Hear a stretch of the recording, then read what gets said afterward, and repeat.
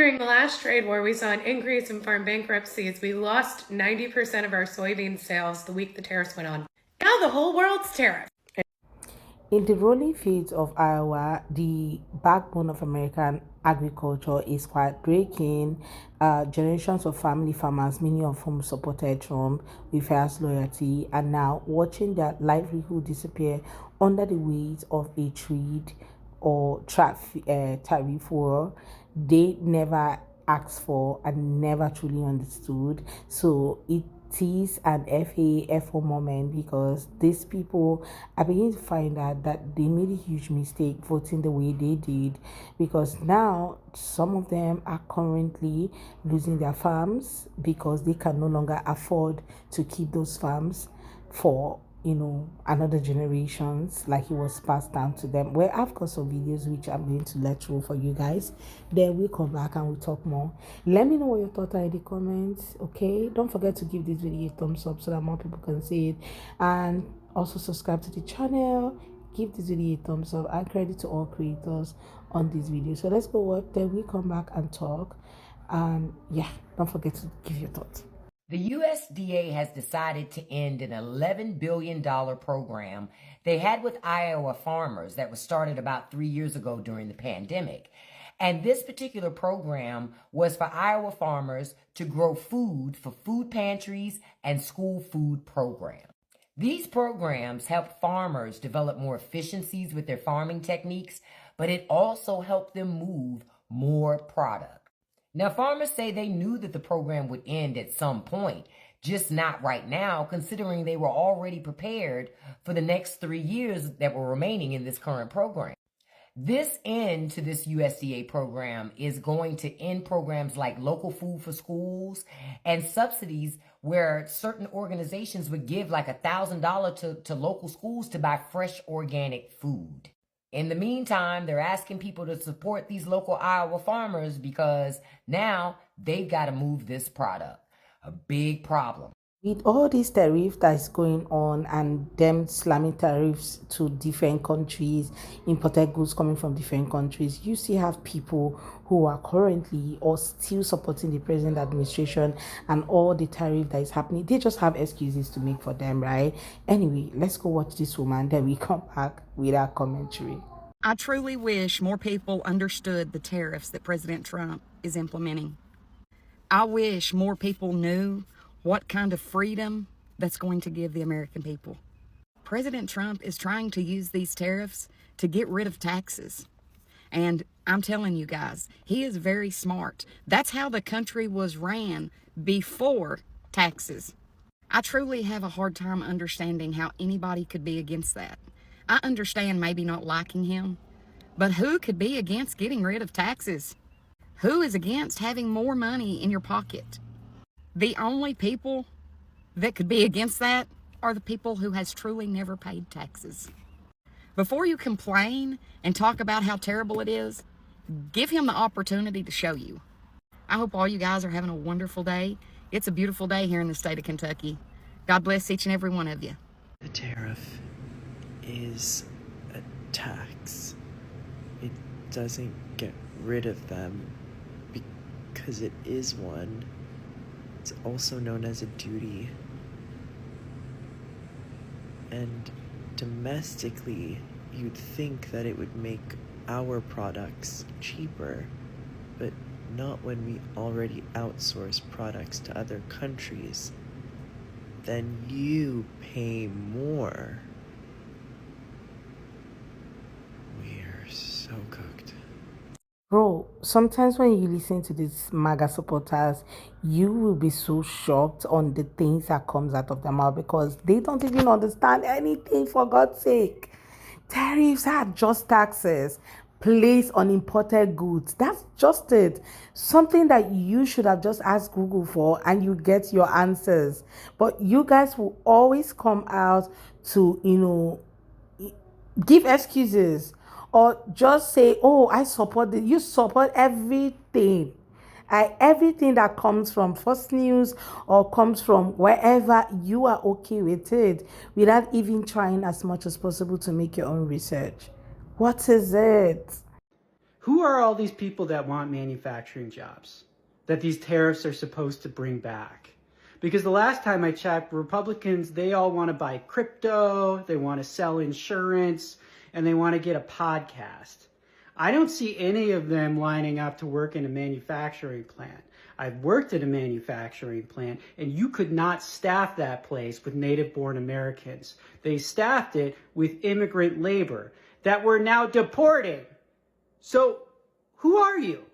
I am begging retailers to separate out these Trump tariffs and label them on their receipts as a Trump tax, okay? Brand him, associate his name with this money that's being stolen from us. Because that's all tariffs are, right? They're just a tax on us. We're going to have to pay that. Retailers aren't going to pay that. They're going to pass that money off to us. So we need to associate his name with this money. And look, I'm not an accounting expert. I don't know how they're going to do it, but you can figure it out. Like if something was $20 and now it's $40, you can pretty much assume that that extra $20 comes from these tariffs. So just put it on the receipt as like subtotal, sales tax, Trump tax, total. Because the only way we're going to change people's minds is if we put his name in their pocket to show that he's stealing money out of it. I mean, am I wrong? We've got to figure this out. But this is ridiculous. We shouldn't have to pay all this money for things we've been buying forever just because somebody doesn't know how to run the government.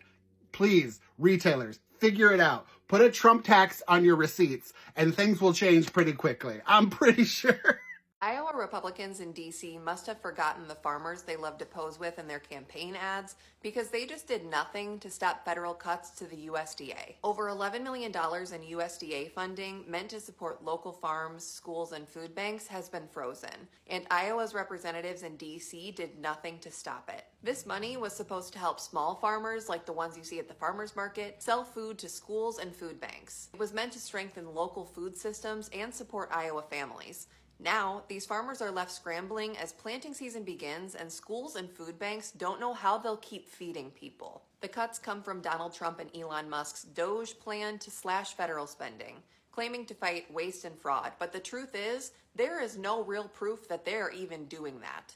And in the process, they're harming us. Iowa Valley RC&D, the nonprofit running these programs, is facing furloughs and local farms are at risk. This is about all of us. When small farms struggle, so do our communities.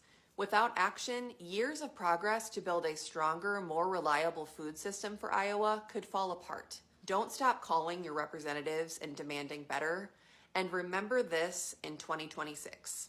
To soften the blow, the Trump administration rolled out a series of bailout packages, billions of dollars meant to offset losses from the trade war.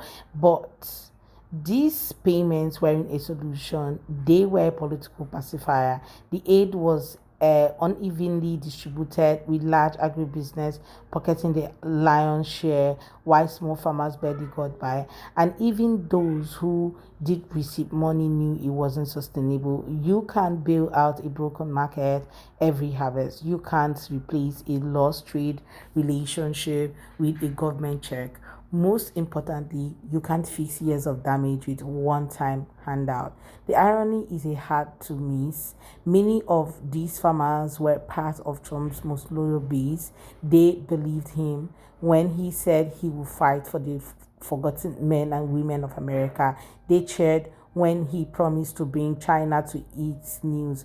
But now they are the ones on their knees praying for rain, market, or mercy. In towns across Iowa, there is growing anger, but also confusion. Trump was supposed to be the champion of rural Americans, yet it's his policies that have accelerated the decline of farming communities that were already hanging by a thread. This is not just about economies, it's about identity. In the heartland, farming is more. The truth is, American agriculture has long been vulnerable, squeezed by global market, climate change, and corporate considerations. But Trump's tariff didn't fix any of that. They just poured gasoline on the fire. Rather than strengthening farmers' positions, the trade war exposed just how dependent the industry is on stable, predictable global trade. Tariffs turned markets into battlegrounds, and Iowa farmers became collateral damage. Now the consequences are unfolding in auctions of equipment boarded up, grain silos, and quiet despair. The pain in Iowa isn't over. Rebuilding trust with global buyers will take time. Recovering from financial losses may take generations, if recovery is even possible. Some farms will never come back. Some might end up selling off, okay, to the biggest bidder. This is a hard lesson in what happens when politics ignores reality, when policies is built on bravado instead of strategy, and when leaders promise to protect you but end up gambling with your livelihood.